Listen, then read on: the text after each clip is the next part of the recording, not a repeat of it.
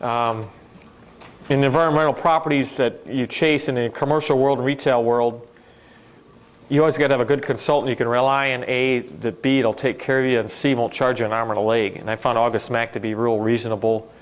There's many firms out there, but they give you real good customer service. They know their business. They take online ordering. They have a good website. They're interactive. I found good success with him. He wanted to come today, in fact, and speak. And I think I'm going to have him come to the mentoring program and speak just on that topic when that comes up, sometime later on this calendar year. But basically, that's a whole different world, is the environmental world. In the commercial world, when you acquire commercial property, a BEA is a Brownfield Environmental Assessment. That's a designation of a property. It's a report.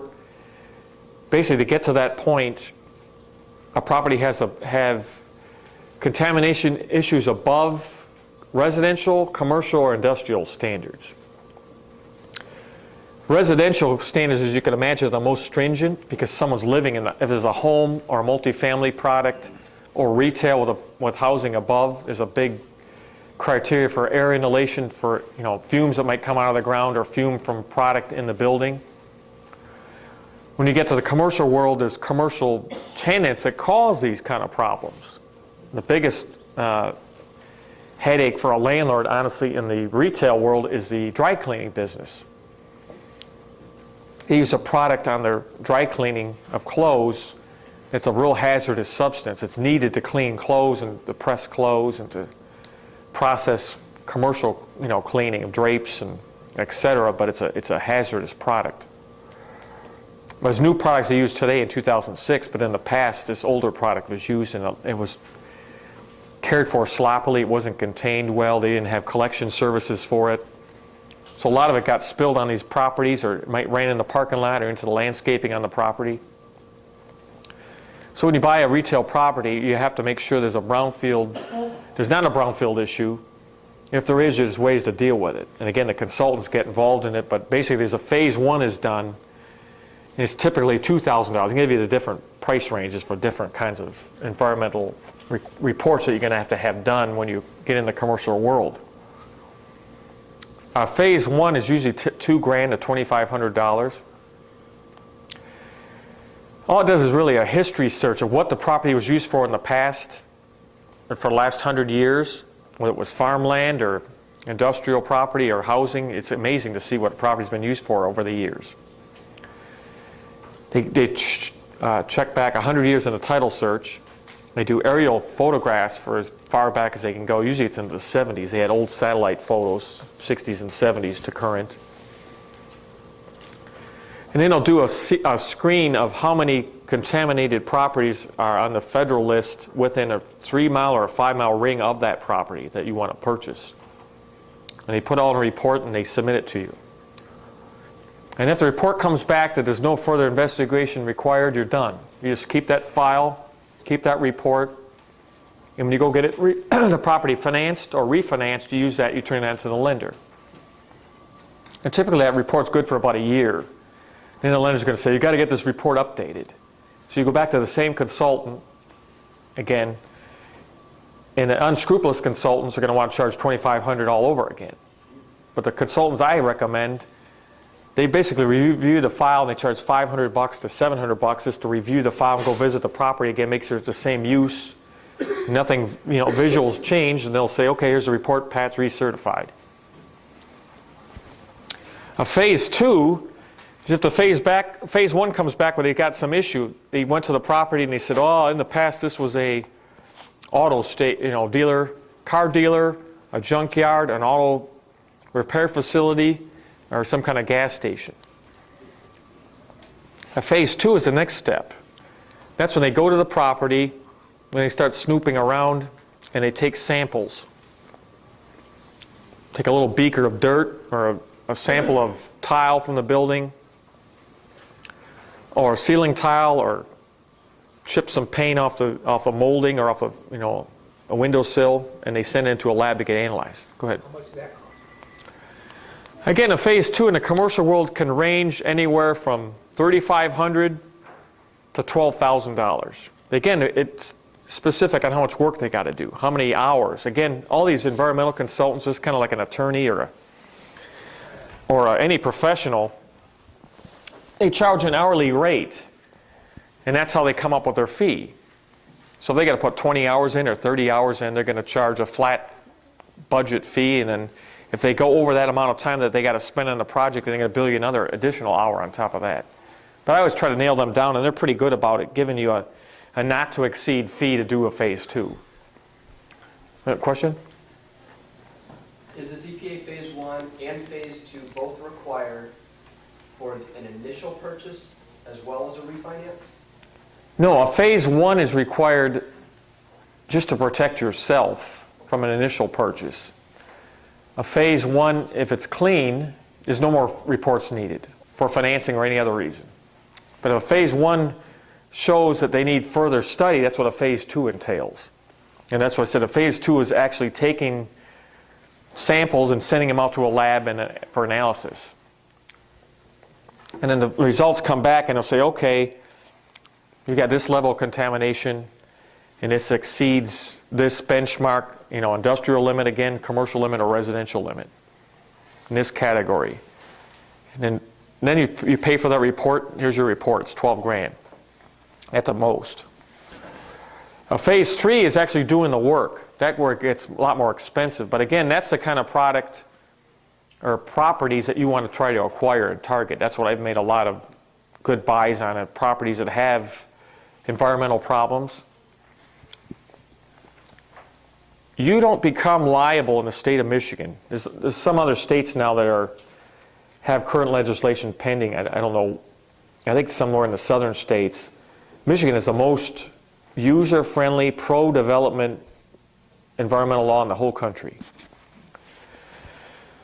You do not become liable for any contamination that was caused on that property any time in the past, no matter what it is, the ground's glowing, until you take title. So that's why the phase 1 alerts you to that problem. The phase 2, if required, identifies the problem, and the phase 3 is actually doing the cleanup or containment. Sometimes you can't clean the property up in a phase 3, so then you go to the next step was not a phase 3, but it's a BEA. There's a site in Utica that I purchased with Mark and some other investor, and they actually had a BEA on it. We got it at a great rate. We had a phase 1 done, a phase 2, a phase 3. Was not required, just got a BEA because it was a landfill. So now we're selling the property it's under contract to sell to a developer to redevelop it for a bunch of expensive and inexpensive housing. It's a big development, 28 acres of land. But honestly, the BEA, no matter what was caused in the past, the BEA all the way through, this was back in '96 that we had the BEA done. We had the first BEA, I think, in fact, on a landfill in the whole state of Michigan done. And all the way through, it cost us 12 grand. But it's an insurance policy. It's bulletproof. You send it to the state of Michigan. They review it, the DEQ, and then you send it back with letters acknowledging they got it and saying you are exempt from any liability, no matter what's found under the ground. So then at that point, we went to the lender, Comerica Bank, because the investor we had involved in this property didn't want to keep his cash in the property. So we went to the bank. The bank saw the BEA. They said, fine, great. This property is financeable. And I got a mortgage on the property based on the BEA. So I said it's got teeth in it both ways. It protects you, but also it protects the lender, so they're comfortable with it. It passes their muster, and they'll actually give you money on a property that has an environmental problem. Yes, question? Now, because this was a commercial loan, they weren't looking at your credit or your partner's credit or anything like that. They were looking at how the property could cash flow. Well, this is raw property. It doesn't cash flow. What did they use to determine whether or not they were going to finance it? They evaluate the land on its fire sale price. And we got a loan basically on half of the value from the wholesale. From retail to wholesale, we bought it at a fire sale price.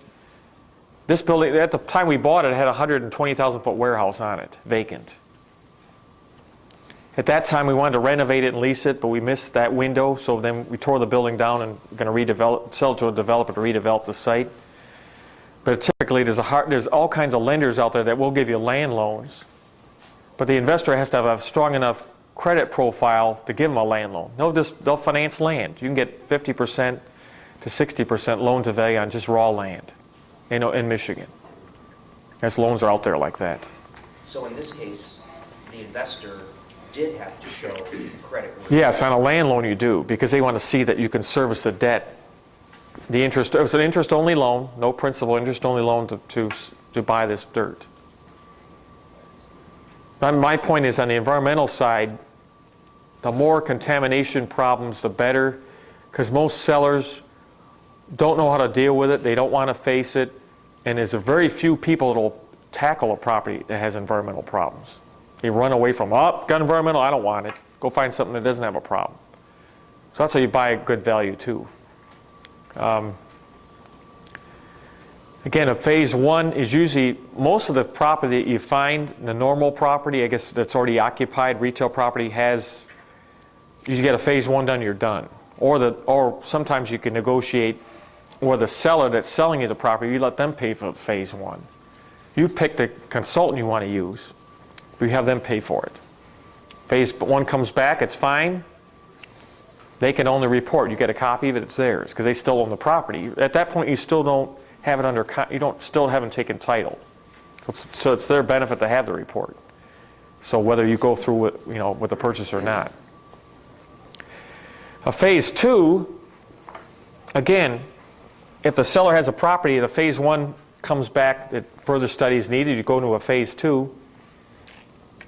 Again, it's all negotiation, but you can sometimes get the seller to pay for the phase two. Again, it's in his best interest to know what the problem is and how to deal with it. I've never had a property that I've been involved with where the seller paid for the phase three. Usually at that point, when they get to a phase two, they just start, sweating, because they don't have any protection from liability, because they didn't put a BEA in place. They have an environmental problem they never thought about, they didn't care about, but they're automatically in a chain of liability. And you're coming in as an innocent purchaser, you're not liable. So there's properties right now, there's a property in Romulus I'm chasing for a client. It's an industrial building in Romulus. The bank took it back. It had a phase one and phase two on it. The bank wasn't aware it had some other issues that the previous owner caused on the property. The bank had to go do a BEA. It's got a toxic fume, it's like an inhalation exposure coming out of the building. It's a 60,000 square foot warehouse right near the airport. So the bank thought it was worth $1.8 million. Now they're at $900,000. And I told my client to go in and offer somewhere in the $300,000 range. Now, the bank has no choice. Again, the bank's liable. The guy that caused the contamination is liable, but the purchaser, my client that's buying it, has no liability. Because the BEA has already been done, sent to the state and approved on the bank's behalf now. But the bank's in the chain of command. They're liable for it. They're liable for that environmental issue anywhere down the road in the future, with no limitation. My client's going to hire the consultant I talked to him about, going to the tour next Tuesday of the building. He's going to get the BEA and review it. You go FOIA it, called the Freedom of Information Act. Anything that the state has on record of any property in Michigan, you can FOIA it. It costs $50. A Freedom of Information, FOIA for short. In other words, there's nothing they can hide from you. People might say, I can't show you that file. Baloney. Under the federal act, they have to show you the file. You got to pay for it, but there's nothing they can hide from you. Any public recorded report has got to be turned over to you. They can charge you $1 a page. So what? The report probably costs them $15,000, $20,000. Who cares if you've got to pay $50 in copying fees for the report? So you get the report, you take it to the consultant that you have. As I said, we'll talk about the consultants in a lot more in depth. They review the report. They can take that report and file a BEA on your behalf once you agree on a price. The day you close, you have 45 days to file your own BEA. So you close Monday, May 1st to be Monday. You have 45 days from that day, not business days, but calendar days, to file your own BEA. You take the existing BEA, You send it to your consultant, he reviews it. They charge you typically $1,000, maybe $2,000 to file a new BEA on your behalf with the state, send it to the state, state sends it back, they sign off, you're not liable. You go redevelop the property, you can refinance the property, you can sell the property. So the new buyer, you take title to it. This is an incredible thing you can do with environmental property. This property here in Romulus is an example. If the bank comes down to 200 grand where I want them to be, this is Fifth Third Bank that owns it. They took the property back, they had $1.4 million of debt in it, so they wrote that off. The roof's got a problem. They've replaced the roof on the property already, so they're taking a bath there. The environmental probably, because they don't really negotiate price, they probably paid 40 grand to get a BEA done. They spent 40 grand there. They've been holding the building for over a year, paying the taxes on it and forced place insurance coverage on it, because the bank would want someone to walk in and get hurt on the property and sue the bank, so they probably got a huge policy on it. They hired a broker to sell the property, a broker I know that told me about it. And again, it was a pocket listing of his. So now if they this is the last nail in the coffin. They take 200 grand, it's off their books. You can take the property, you got the BEA from the bank, which we FOIA'd a copy of it up in Lansing, they sent it to us. Take it to the consultant, spend a couple grand, get the BEA reaffirmed to the new buyer, his new entity. You don't buy anything personally, always an LLC or a corporate structure. That's how you take title. He could physically take that property at 200 grand and sell it now for $1 million. He doesn't want to do that, but he could do that. Because the property is legally, he's not liable for any contamination there, and whoever he sells it subsequent is not liable. They got a huge 60,000 foot warehouse. It's right on Wick Road behind the McDonald's. It's about 3 acres of land. It's zoned industrial. The front portion is zone B2. You could tear it down and put a retail strip center up. So you created value by chasing an environmental property. I'm saying there's an opportunity of a lot of case example. Go ahead. Just a point here. You said that the bank had a BEA on it, but they were still liable.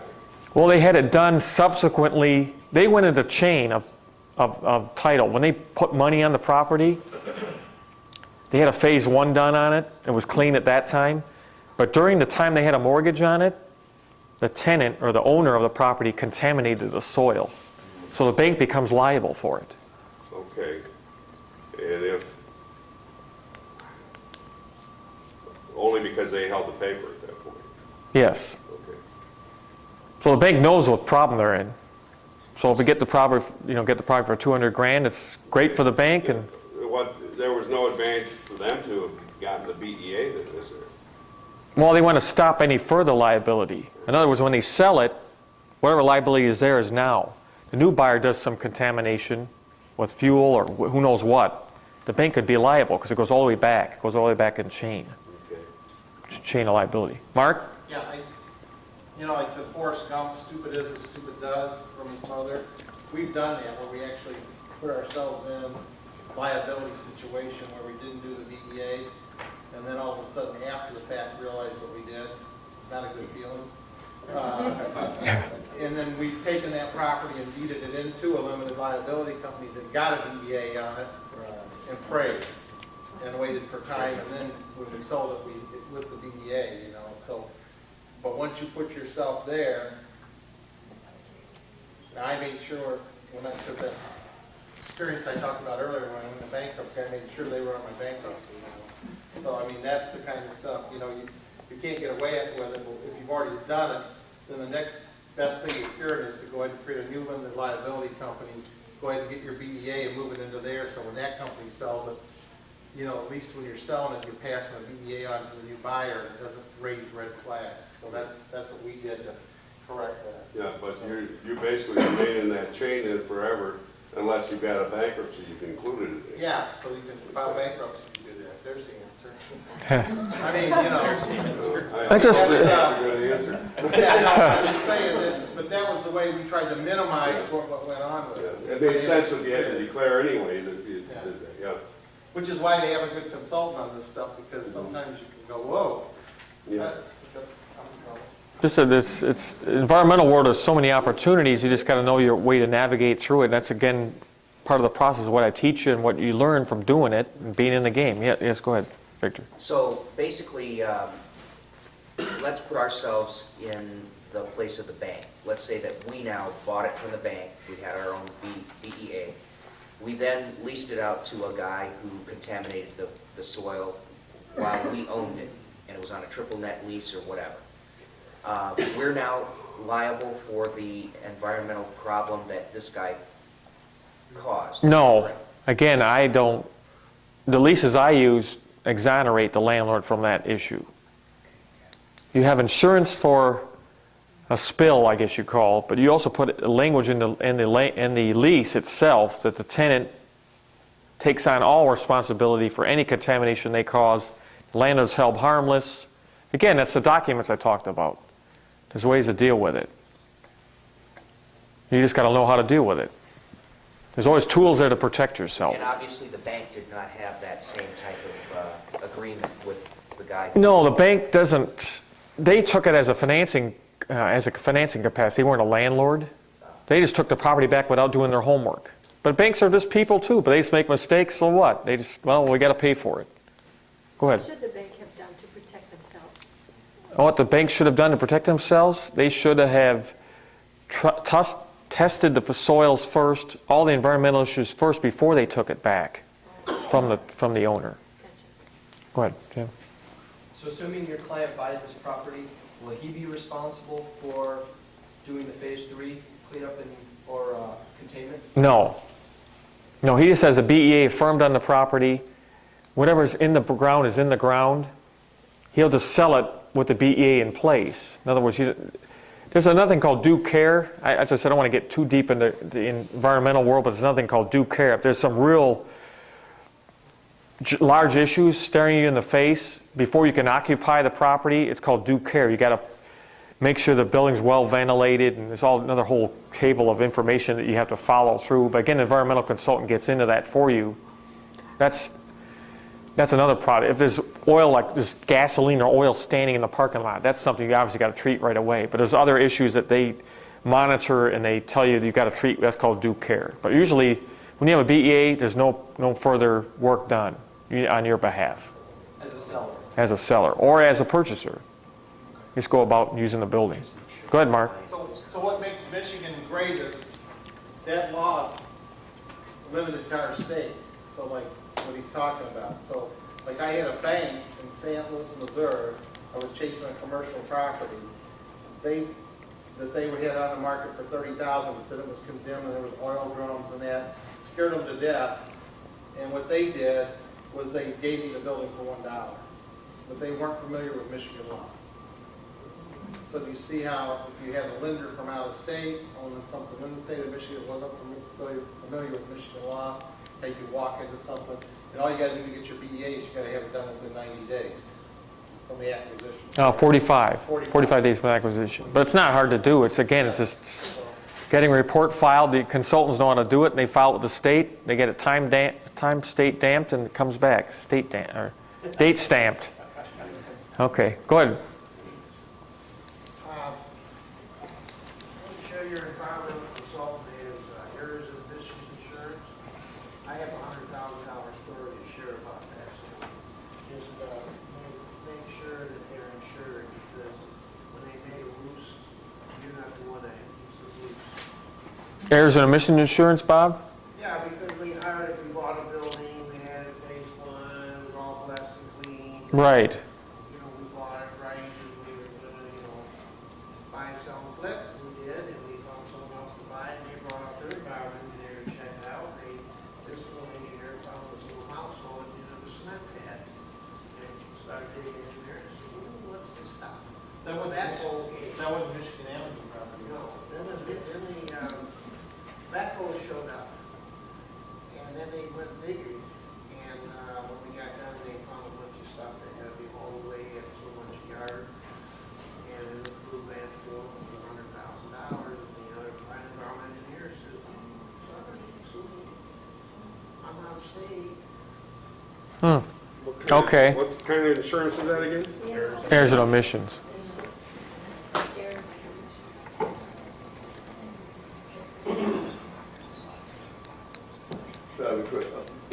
phase 2, phase 3, is that all environmental terminology? Real estate Yes. terminology? No, it's environmental terminology. Across the country. Yes. Just the different states, like Mark mentioned, have nothing like Michigan does as far as protection for new property developers or purchasers in Michigan. All the other states, you're liable, whatever's on the property, you got to clean it. If I bought a building today that the previous owner had all kinds of spillage and has two underground tanks underground right now, the day I buy it, I'm liable to clean all that up, bring everything up to code.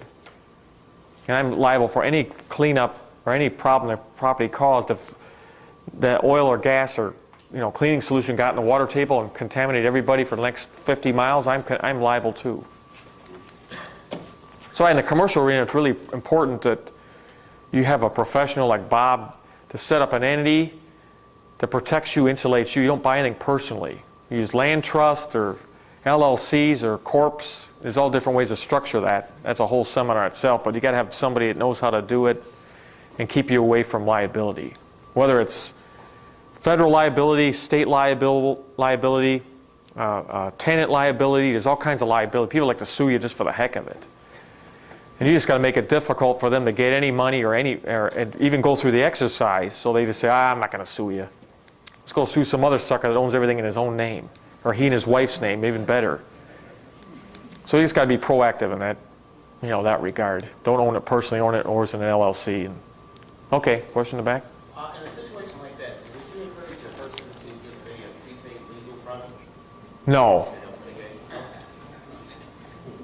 No, those are the wrong people. Those people they know less than you know from this seminar. The prepaid legal people, in my opinion, are good for. You didn't. Trying to make an example. Multi-level marketing is all it is. Yeah, I mean, there's no real legal background. Usually, they're good attorneys, but they don't have any specialized knowledge. I'll put it that way. They know general law, but they don't know specialized law. That's the worst kind of person you want. Yeah, you're all set, Pat. Then you go back to the point that Bob made about errors and omissions. They should have, $10 million worth of coverage. And they say, oh, you're all set. And then all of a sudden, a year later, you come back to bite you. So, trying to go down my list here. Okay, I get the phases of environmental. Gave you real life examples. I guess the building, I revert back to this building in Detroit that we own downtown, this warehouse. It had a perceived environmental problem too, on top of all the plastic in it. Hired an environmental consultant. He went down and evaluated it. It's because of the train tracks, which weren't on the property. They're right contiguous to the property, but all train tracks are the dirtiest land in the country, you can imagine. All the stuff that spills on the train tracks over the last 200 years. Oil, barium, aluminum, phosphates, coal, arsenic, everything was perceived to be a problem is all spilled along the train tracks. So when we got the building financed, or tried to get it financed through Comerica, we never did, we still have a private mortgage on it. The big issue with the bank is this property is contaminated because you have train tracks on your property. So we went and got a survey done in the property line. The train tracks are on public land, they're not on private land. So therefore, the environmental issue is not a problem. The bank got us all wired up. Oh, you got a big cleanup, you got to clean up, those are your private tracks, and you're liable for it. Again, in today's world, most banks are real leery about it, and they're going to try to make you spend money you don't have to spend, because it's not their money, it's your money. They're going to say, go hire this consultant, here's an approved list of consultants that we want you to use. And all their minimum fees they charge are 10 grand just to talk to them.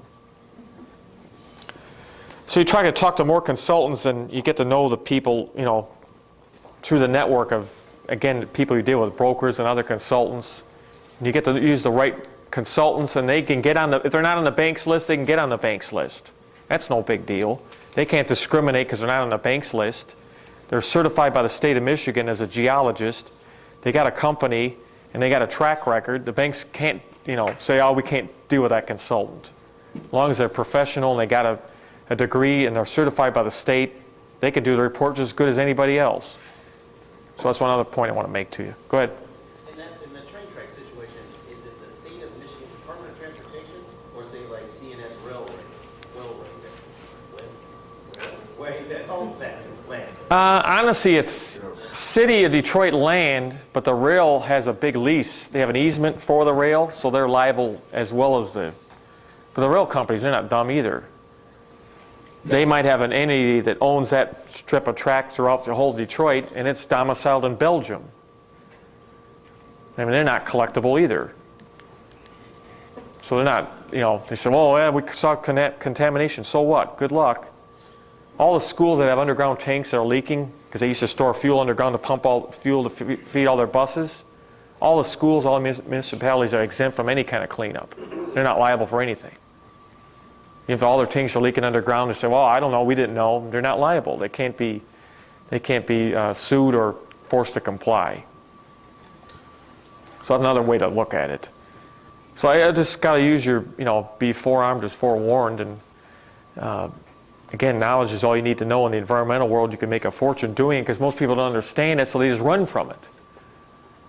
It's like this building environment. There's a lot of buildings like this. I just haven't really spent the time in industrial world and go to each of the banks and try to get their industrial properties because there's so much industrial available right now. It's a transition. Industrial's changing. There's a lot more available than there used to be. But it's a cycle. You get to a point where industrial will come back and be for different uses, big box, or you see a lot of heated and cooled storage facilities going up. That's a new thing. That's another huge income side. It's really a business, but they buy an old industrial building for pennies on the dollar. They compartmentalize it, and they start leasing it out. And if you really looked at the numbers, it's mind-boggling.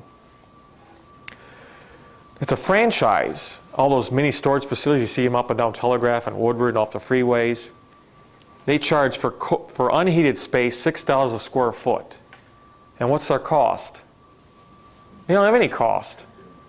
All they got is a piece of steel here, piece of steel here, piece of steel in the back. And they got a chain link fence at your front door. You got your stuff stored in there. You get a little pull chain for a light. If you want to store stuff in controlled environments, it's $12 a square foot. And controlled to them is it won't go below 40 and it won't go above 85. So that's where they set their thermostats. And it makes an absolute fortune, people storing materials or family heirlooms that they don't want to sell and just want to keep forever. And it's incredible business too. You see a lot of that going on.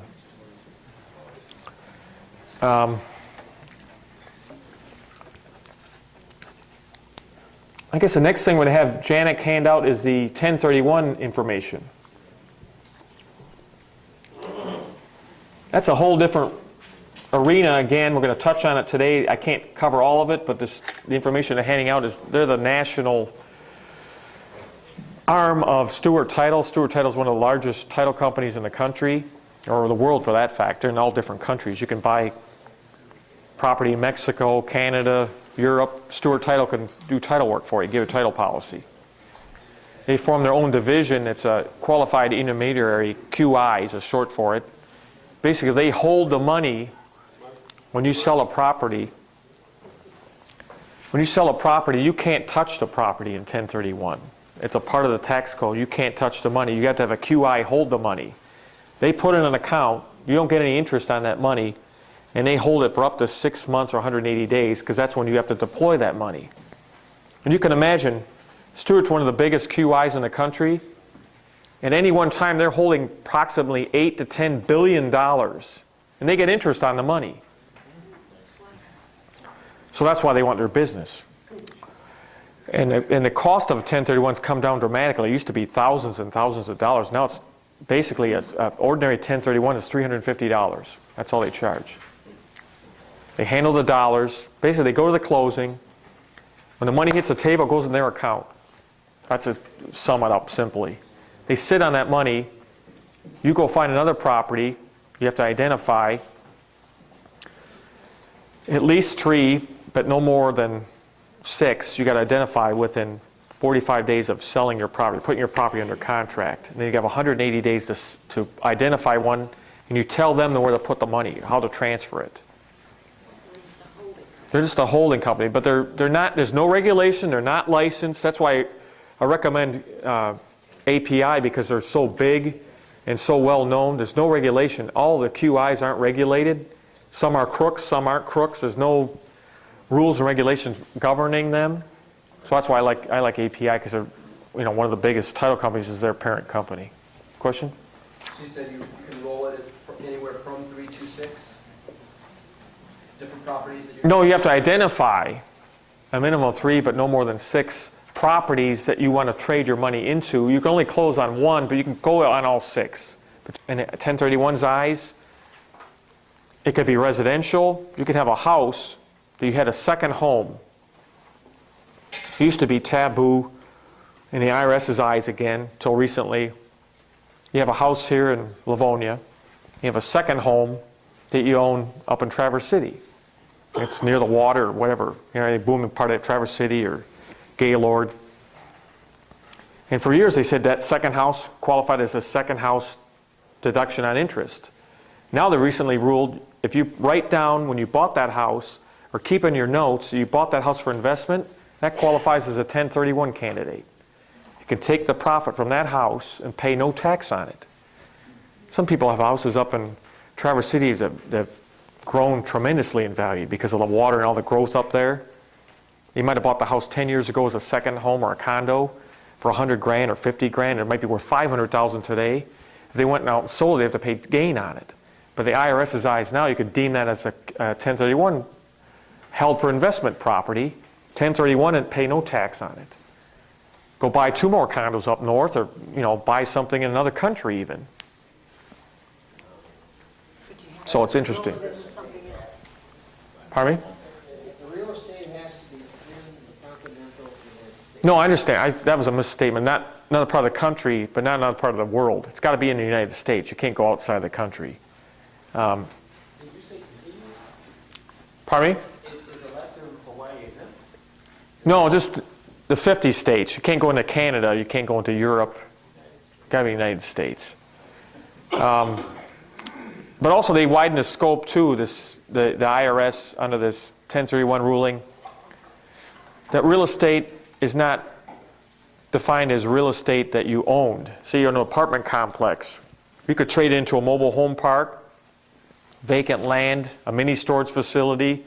And recently they just ruled a couple months ago, I understand, I went to this 1031 seminar in December, that you can roll it into TICs, tenants in common. It's another investment vehicle. You could roll it into gas rights. There's people that have natural gas income from operating natural gas wells, and you can roll right into that kind of acquisition, which pay 15% return. Mostly the 1031 stuff you can buy, the triple net lease properties, are 10 caps we talked about earlier.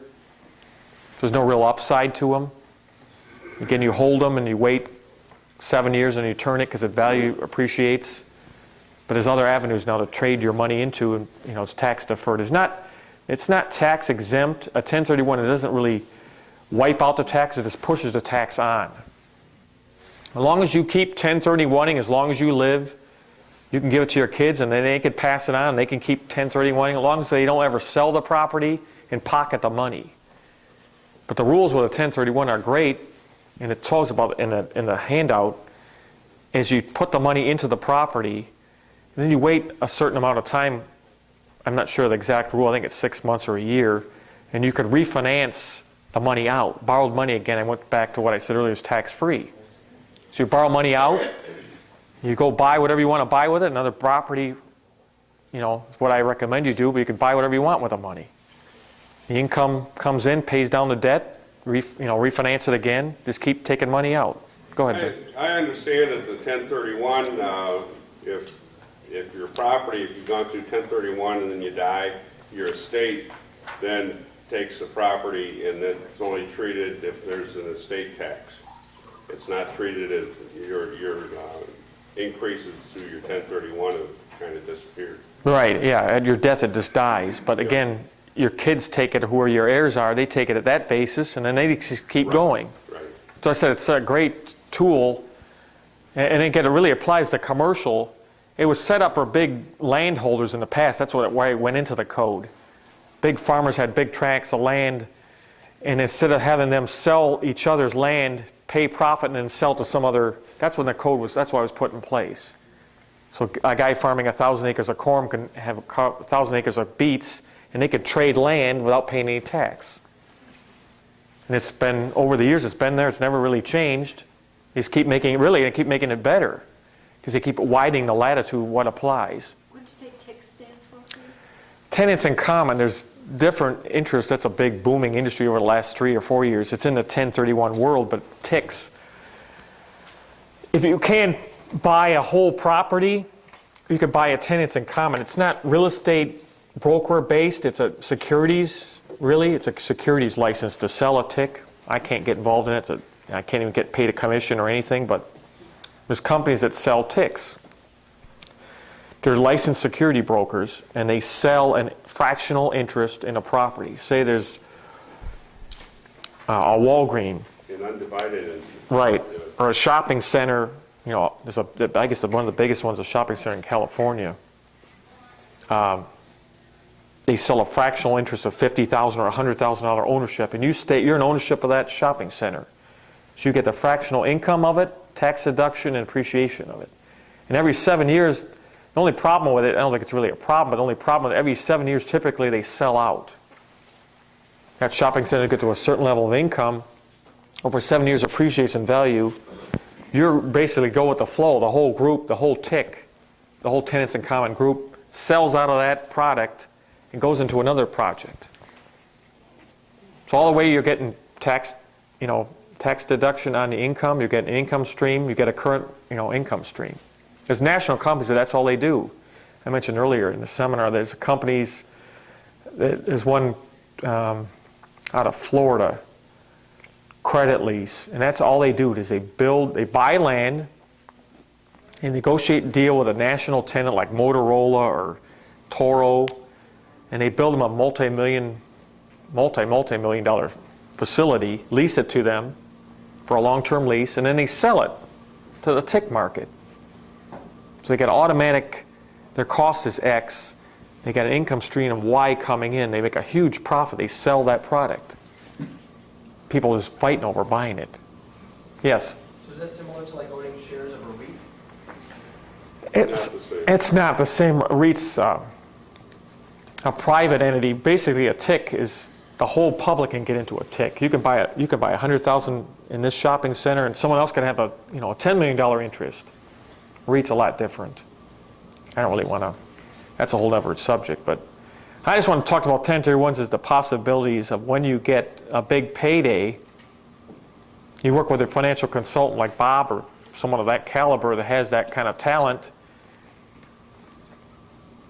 They show you, here's what you can do, pay the tax and make Uncle Sam happy. Here's a way to do the same thing, take the money, keep growing your money. Because that's really what you want to do is keep growing your money. You don't want to be step backwards and start all over again, get to a certain plateau and then step all the way back down. Keep growing your money, the bigger snowball. Do more and more deals and compounding your money. That's how you get ahead in the commercial world. Now the question was, can you own 2 homes and still do a 1031? Yes. You just have to specify that the second home that you own is not, it's an investment home. You just got to declare it's an investment home. You got to either rent it out. It's not a home that you can live in. It's like a second home. You rent it out a certain part of the year. And the IRS doesn't challenge that. Once you say it's an investment home, that's a 1031 candidate. You take the profit. Because you already have the federal tax exemption here. When you sell your home, if you're married, you get a $500,000 exemption and pay no tax on the gain. So this really opens a window to other opportunities, investment properties in the housing realm and commercial realm is what I'm talking about. And I mean, it works at cell towers. That's what we're going to talk about a little bit about cell towers and billboards. And the 1031 is just an incredible tool to defer the tax. People say I don't have to pay any tax. No, the tax is there. It's always there. You just keep pushing it off. As long as you follow the rules, it never comes due. They were brought up to me about touching on cell towers and billboards. Cell towers are always going on. It's a big industry. Basically, the cell tower companies are looking for infill sites all the time. There's always dead spots that they got to fill in. The bad part about it is they're using municipal sites now. They're going on top of telephone poles and lighting it. You could see them at different public high schools. So it's kind of taking away a lot of competition. They'll pay the school $2,000 or $3,000 a month to put a tower on top of the lights in the parking lot of a school playground. The public golf courses now are putting cell towers up. But basically, you got to have a site that's either industrial zoned or heavy manufacturing zoned, and the tower's got to be able to fall. They call it the fall of the tower, 100 feet. So anywhere that shadow is cast from that tower, 100 feet can't be 100 feet away from any residential property, zoned residential or any residential dwelling. That's the only parameter you got to have. They basically come in, you don't spend one penny. They do everything. They do the survey, they split off the parcel, they'll fence the property, they bring utilities there, they build their little shed, which is now prefab. They bring it on a truck basically and drop it off the truck. It's a precast concrete structure. They bring a monotube boring rig in, they drill a big hole in the ground, they fill it with concrete, they put their case on in, and then a crew comes in probably 3 or 4 days and they put the tower up. Electrical guy will sit there and wire all the equipment in the room, and then they start paying rent, usually within 30 days. And they typically pay $2,500 per carrier on the tower. So they pay for everything. They pay the personal property tax, they pay the real estate tax on the land, they do all the improvements, and basically they're giving you a lease for what? For the dirt. And they pay a huge amount of money. Usually it's $2,500 for the first carrier, and then there's a staggered rate for any carrier above that. But typically it's like $2,000 and $1,500 for the third carrier. But it's unbelievable income. The 3 towers I've done for my dad's benefit in Oakland County, between all 3, he's getting over $20,000 a month. And it goes on for 25 years. And at 25 years, they have a open provision where the landlord and the tenant being the carrier, can get together and negotiate. If the rates are out of whack from either party, they can negotiate. Otherwise, it just keeps going. The rent keeps going. Gets a bump in the rent, and it keeps going. And what people have done in the past, and it's a big industry now, is people are selling their cell tower income. I go into a little more detail is about billboards. I only got involved with about a year ago. There was a friend I met through the seminars here, and he got involved in it real deep. He went to a seminar just on billboards in Chicago, and there's companies and individuals that go around the country and just find billboard sites. Again, it's zoning, it's location, it's only in the little piece of dirt, but you put the structure up and there's a constant passive income stream. And Reddy, he's not here today, I don't think, but he basically is a bird dog street runner. He just runs up and down the streets of Detroit and the freeways, learned all the ordinances, studied it, researched it, found 3 different sites. We got 3 different surveys done. One of them I think is going to hit right now. We got state approval. We just got to get City of Detroit approval. It's a 60-foot tower, 60-foot billboard, a 2-face called a V. And we got quote to erect the billboard. And we already got a proposal from a guy I know. It's not even put on the market. It's kind of a word-of-mouth thing because I got to know some people that already own billboards. And he goes, Pat, I'll put up $300,000 and I'll buy you out right now. I said, nah, I don't think we want to sell. He goes, well, how about if I just give you $150,000 and I buy my way in, and I'm a half owner, and I'll share in the cost to erect the billboard and keep the income stream. I said, well, I don't know, I got to talk to my partners. I'm saying that's the kind of, and that was just not even an orchestrated look to try to sell it. Again, it's a specialized niche. It's in the commercial realm again. It's not in the residential realm. No one talks about it, but people make a fortune. They go around the country looking for the sites along the major corridors where the billboard companies want to go. All the national ones are in it, Gannett Outdoor, and they're huge, multi-billion-dollar companies, media companies, but they don't get down and dirty.